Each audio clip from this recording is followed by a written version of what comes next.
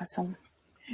Hi, everyone. This is Kat Sturtz from rockingyourpath.com and Fast Action Fridays. I'm here with my special guest, Beck Forsland, who's going to be sharing some awesome tips about what to do when life knocks you down. And I'm going to share a little bit about her bio. She is a compassionate and courageous listener, and I have found that to be true online. Teacher, writer with a background in sociology and continuing education as a Yoga Alliance corrective yoga teacher and ICF certified life coach. And she holds a wealth of information that supports women's mind, body, and soul. And I know a lot of what she says is relevant to the guys too.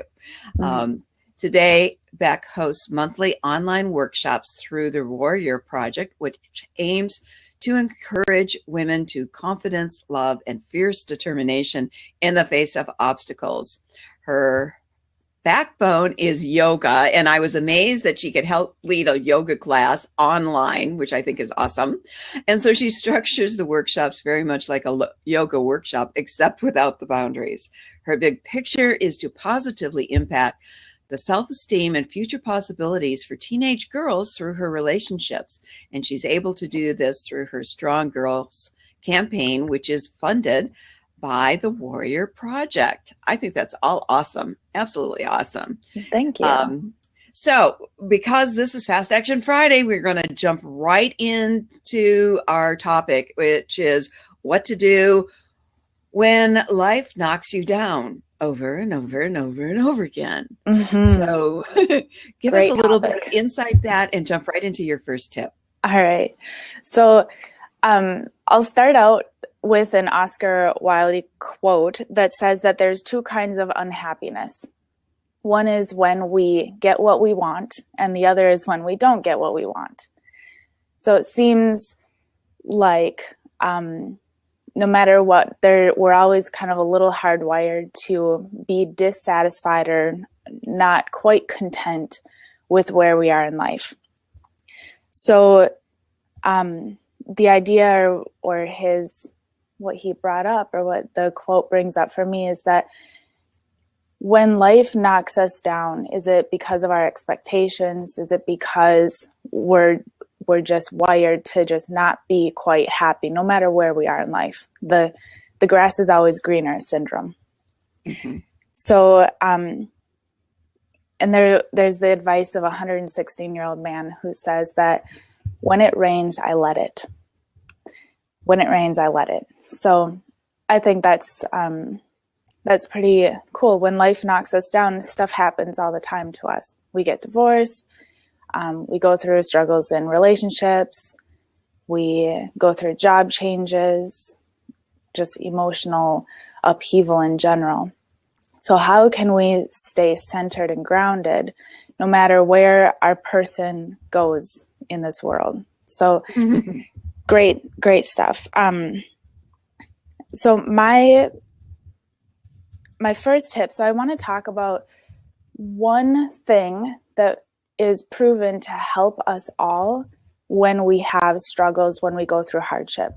And this one thing has many different facets, but whether we're in the workplace or in our home life, or whether we're sitting down for a meal, no matter where we are in life, it's something that we can add, and it's just mindfulness.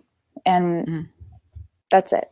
Just mindfulness. And that doesn't take really any time except the flip of the switch in the mind to say, that's what I'm choosing to be. Yeah. Right? Yeah, exactly. Yeah. All right. And we all need reminders of that. Even those of us who teach that a lot, right? Yes. We all need reminders of that. That look in the mirror type thing. You know, if you notice somebody else isn't being mindful, or whatever their negative emotion is, if you notice that, you should immediately check yourself, because the reason you're noticing it, or one of the reasons you may be noticing it and having it consciously noticed, is that something in you is also in that negative energy a bit. It's like buying a new car, you know, and suddenly you see tons of cars in the same color and the same brand on the road, which you never noticed before. Right.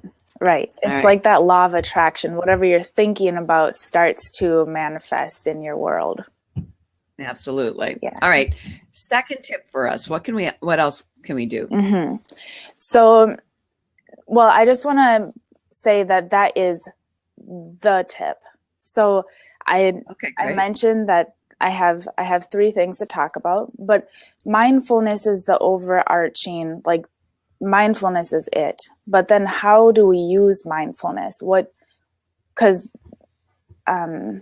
so we have mindfulness techniques, but they're all under the overarching branch of just being mindful. So one way to be mindful, and I've found this very helpful for myself when I realize I'm just kind of numbing my way through life or floating through life, kind of going off of my machine, and I'm using the quotes, is when I'm talking to somebody to just pause and recognize what the color of their eyes are. How many Oh, times do we see who we're talking to? Or are we so caught up in our minds and our chatter and our brain and what we're getting from the situation? So when I realize that I'm just kind of like fast forwarding through life, I just stop and I look, and my friends are like, "What are you doing?" I'm like, "You have like hazel brown eyes." And it's really cool. It's a really good way, and you don't have to be weird about it, but it's a really good way just to become present to who you're with, the person that you're with. that's an awesome tip. And that really does stop you right in the moment to focus on what you're doing. And focus is one of those things that puts you in mindfulness, correct? Yes. Yes. Okay, so I can't tell on Blab. What color are your eyes? Blue. They're blue. Okay, so are mine. Awesome. Yeah, and then with little flecks of green in Oh, them. If I yeah. wear green, they look a little more green. Yeah. All right, great. Awesome. That's a great tip. I'm one of those people that does notice people's eyes, and I notice when there's odd colors or the variations in them or the Mm-hmm. flecks in them. Mm-hmm. So that makes a lot of sense, but I've never ever thought of it as a mindfulness tool Yeah. to actually focus in on that. Yeah. That's awesome. Wow. Good. Okay, I just got Good. chills on that one. Good. I just did What too, else can you actually. share with us? So the other thing is, and I'll share a story of my early years. I was working for a company that I'm a part owner. It's a family company. And I was working there in the marketing department or sales. It's been a while. And in the course of a day, it was late at night, and I was just very frustrated. And there was a file that I had no idea what was going on. So I just left a sticky note at 5 o'clock. I was the last person out of the office, and it just said WTF. And I'm not a person. I don't swear. I don't have, fits of rage, but it was just WTF. I was so frustrated. Mm-hmm. And the next morning I came into the office and the file was gone. My sticky note was gone. Somebody had gotten there before me and taken care of it. And so in our working environments, and not even at work, but maybe at the grocery store or driving down the road, sometimes when we're not mindful, like this rage or this discomfort or like self-doubt or whatever it might be, can kind of just show up and make us do or say things that later we regret, or later we kind of mull it over, like, here I am 12 years later. Why did I write WTF on a sticky note? And kind of embarrassed, right?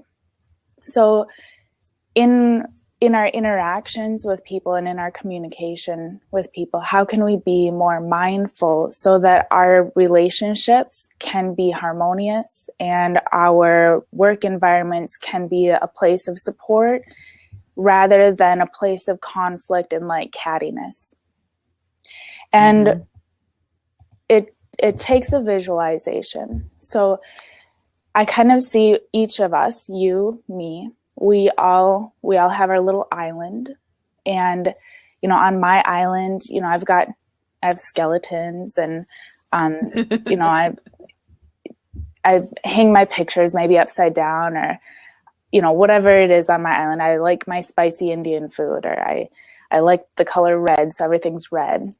And on your island, maybe you drive on the left side of the road or the right side of the road. And maybe I have 40 stuffed Elmos sitting on shelves and a collection of calico cats and giraffes. Exactly.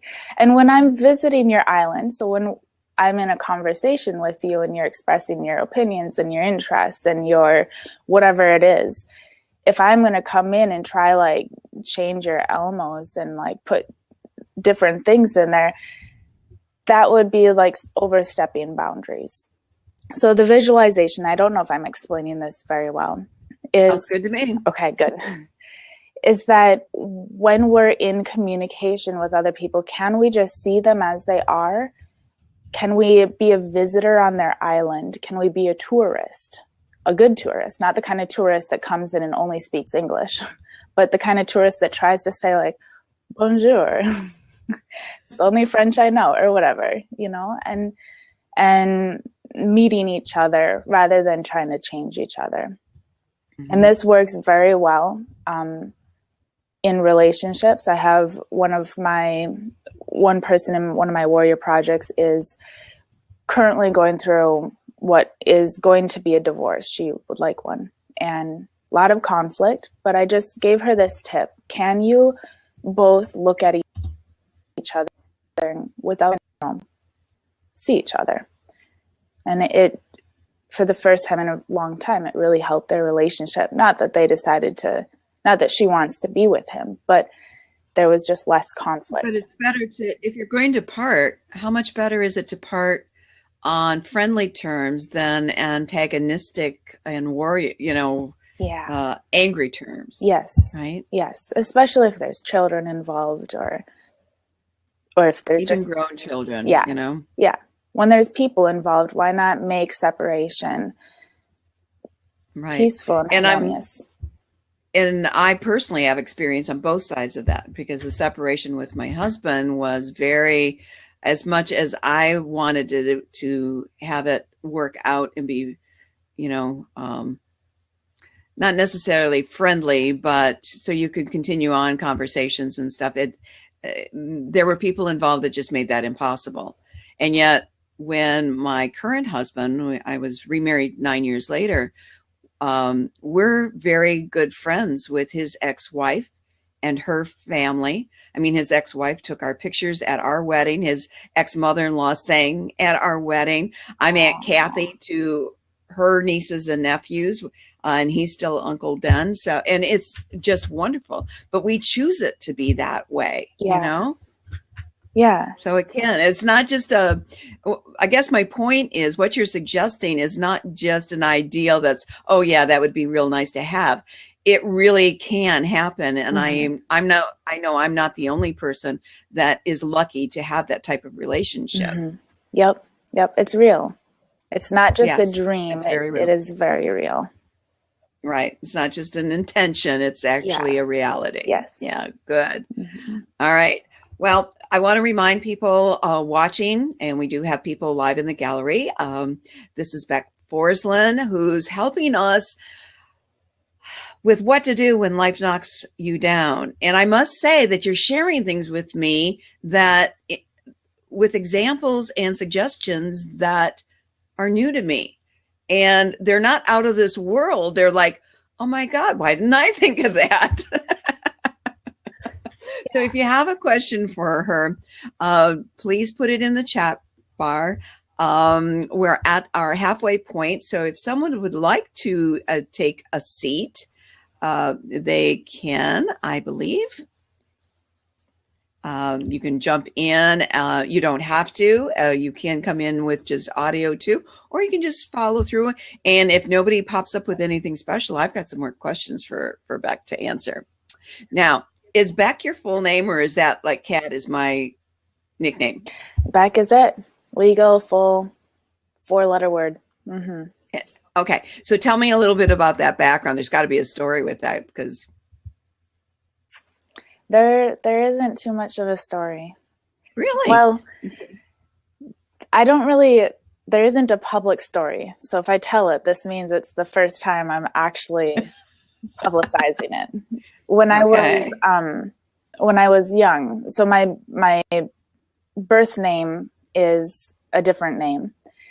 But when I was young, maybe about 12, 13 years old, I stopped replying to it and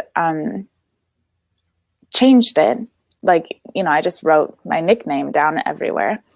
And I grew up in life. I went out on my own. I had my driver's license. I got my library cards. And it really, really bothered me that my bank account had to say my full first name.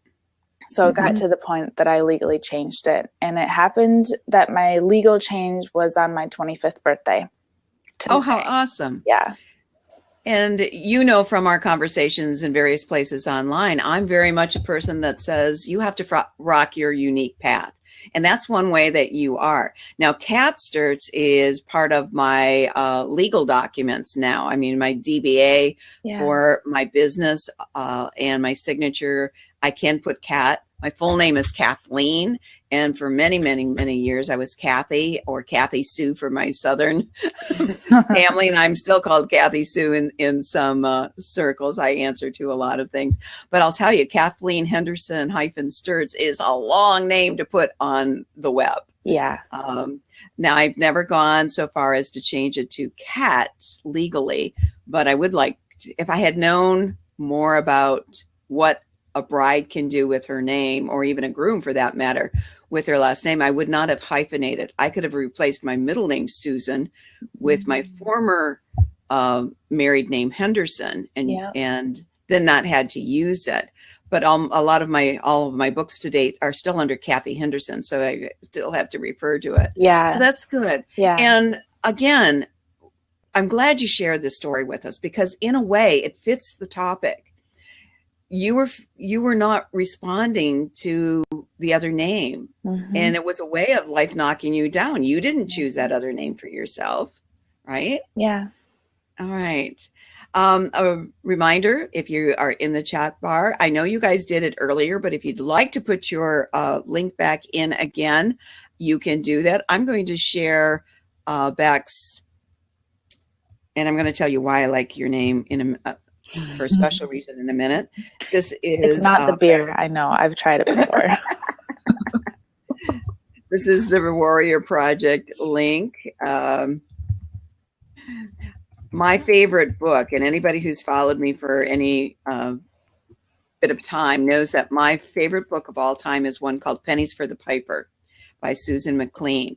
And the main character in that book is a 10-year-old girl by the name of Victoria. And her nickname, and what her family calls her now, because it's all she could pronounce when she was little, is Bick, or Bix, B-I-C-K. So when I saw Beck, that immediately put me back to that story. Yeah. So that's very cool. That's awesome. All right. Tell us a little bit more about the Wounded Warrior Project. So the Warrior Project there's two facets. So one group is, there's two facets, but there's a lot of similarities. So I've identified 6 things, and this is just my research, my clients, my work in the yoga and wellness field. 6 wounds or 6 things that keep us face down, that keep us from standing up for ourselves, from being courageous, from living our dreams. And they are self-doubt, fear, isolation, guilt, perfectionism, and impatience. And these 6 things, when we notice them in our life, they're signs or symptoms that, maybe I'm not living my dreams. Maybe I'm not taking charge of my life right now. And someone might say, and I was talking to a girl, perfectionism, that's just who I am. That's part of what makes me me. And to some extent, being a perfectionist, I think, is a cover-up that stops us from actually putting things into the world. And as an entrepreneur, And if there's other people who have businesses, or just, are people in general, know that when, okay, now I'm getting just in whatever project I'm working on, I'm just getting nitpicky, and it's really to prevent putting it out there in the world. It's really a way of hiding myself rather than putting myself Yeah, we fear being judged for what it is or what it isn't, and we see a lot more flaws in it than other people may as well. Yes. And the more you fiddle with it, the more you step away from the authentic you in it, and make it this plastic figure or this plastic project. And then people wonder why it's not drawing people in that you intended it to help. It's like, nobody wants this. It's like, well, it's pretty bland, generic. It's not you anymore. Doesn't carry your intentions anymore. Right. Yeah. There was some point where authenticity stopped, and it started going into the people pleasing, what will other people think realm, rather than what do I think? Right. And this is a whole different thing from the technical aspects, striving to make things spelled right or the grammar correct, and casual grammar is okay. But there comes there's a point between casual grammar and something that just looks sloppy. And if you're out there trying to present yourself as a professional, you need to have that professional. But going beyond that, that's where we trigger. We start. I know for me, I'm an excellent nonfiction writer, and I like writing fiction as well. But I get in my way. I edit it until it's dead. Yeah. And I don't do that with my nonfiction. So, Yep. Okay. John says that's why my wife proofreads everything. Yep. Yeah, we get after John he's like another friend of mine. It's difficult, and I'm sure he's got big fingers and thumbs. John and I have never met in person. He's in Scotland, but like my husband, he's got big thumbs, and it's harder to hit that shift key and capitalize. So you see a lot of like lowercase i's and things, and it's fine for quick notes on Facebook and stuff. But we've been discussing that on his profile on LinkedIn, it's got to be a little more professional. You got to look like you knew the difference between doing it. Yeah. Because people judge you on, like, they see that as an education thing, right? It's not just like, oh, they're being quick or fast, but we judge a book by its cover. We judge people by how we think they're presenting themselves. Right. And that has negative connotations when we take it too far and make assumptions about people, but it's also innate to our human nature. Every human, whether we're human or not, has to be discerning. And it goes back to our very survival. Sometimes we don't have time to make a thorough investigation into who someone is or how we feel about someone. Yes. And that's what I used to tell when I taught writing and publishing a lot. When you submit, this was, before self-publishing became so prevalent. So when you turn things into an editor and you were proposing a book or a magazine, and you see that they chose someone else that did something similar to yours, but wasn't as good as what you had written or what you had planned. And it could have been those mechanics that set you apart because their time was limited. They went with the one that took the least amount of time to get it out to their readers that was still suitable. So, there it goes in there. Yes. All right. We've got a little bit more time. Besides the Wounded Warrior link that we shared, are there other ways that you would recommend people get in touch with you if they wanted to know about your yoga or any of your other projects? Yeah, that's a really good way. There's a contact or a connect with me form from that webpage.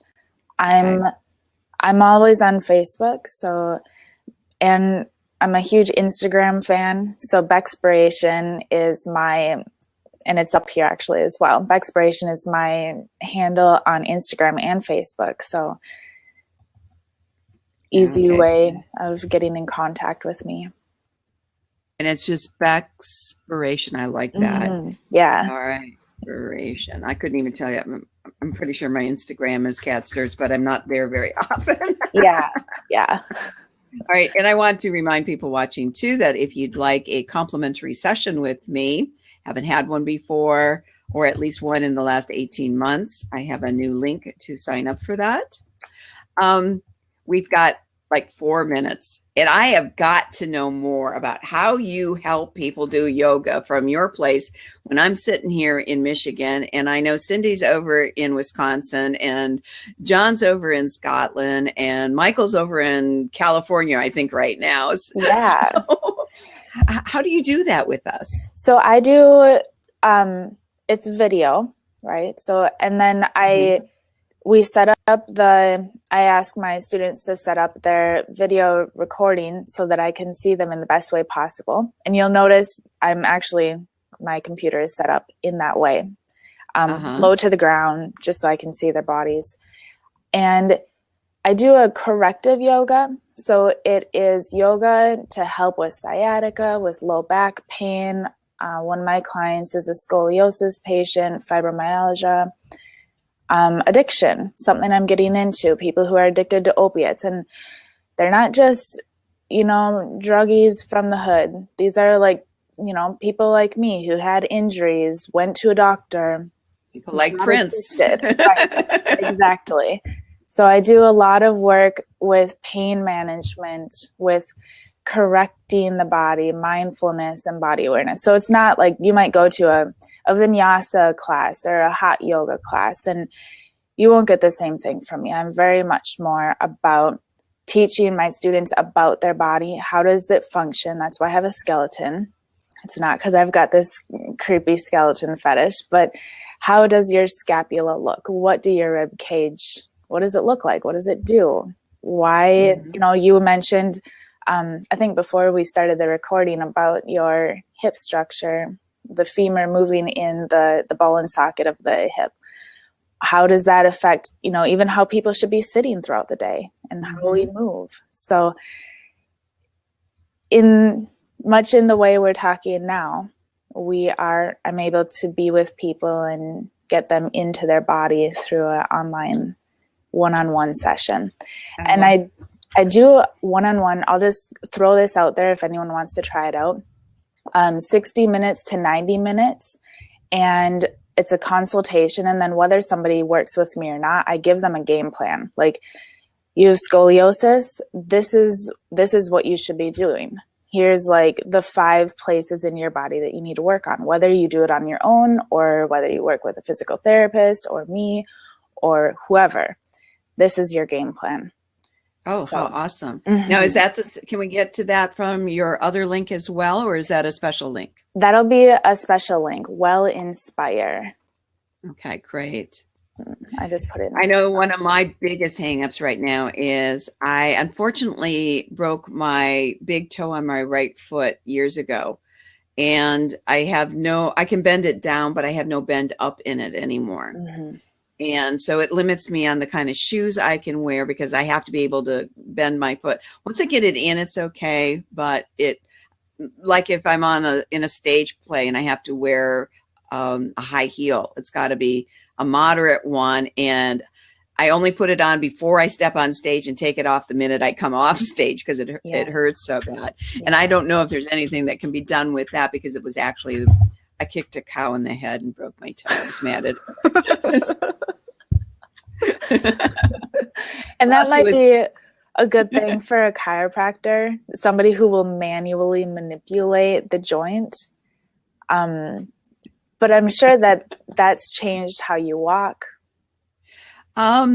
Not so much how I walk. I wear Birkenstocks almost 100%, like 99.9%. And I love them. And as long as I'm wearing my Birkenstocks, I feel like I'm walking barefoot with no problems at all. Nice. Anytime I change to another shoe, or even in wintertime and have to switch to a boot or something, I'm fine for a few hours, because I'm careful what kind of shoes. But later on, I feel the repercussions of it. My back hurts, my legs may ache, my foot definitely hurts. Yeah. Yeah. So, and I did have someone, because I've had massage therapists work with it, and one said, a Rolfer, ROLFER, Rolfers, a certified massage could work through that, but there was nobody around here to Yeah. do that. And I think over time it's probably calcified now because it's been a good 25 years now Yeah. since that happened. They might call it arthritis now. Yeah, they might. Yeah. I don't. Yeah. No. Well, I think that's awesome. I hope a few people take you up on that offer. That's awesome. I want people to check out Barefoot Warriors. Boy, I can't say that very well. You say it. You say the website name. Barefoot Warrior Sisterhood. There you go. And it's the Warrior Project. Thank you so much for being here. Thank you, Charlene, for joining us late. We're going to stop the recording in just a minute, but we'll stick around for a few minutes. And Charlene, everybody else has put their link in the sidebar. You're more than welcome to put a link in as well. And this is Kat Sturtz from rockingyourpath.com and Fast Action Fridays. See you next week, where my special guest will be Lynn Schuster Williams. And we've got some special things to talk about that have to deal with what happens to your business if something happens to you. And, like you go down the rabbit hole somewhere or end up in heaven unexpectedly. So that ought to be good. Thank you again, Beck Forsland, for joining me today.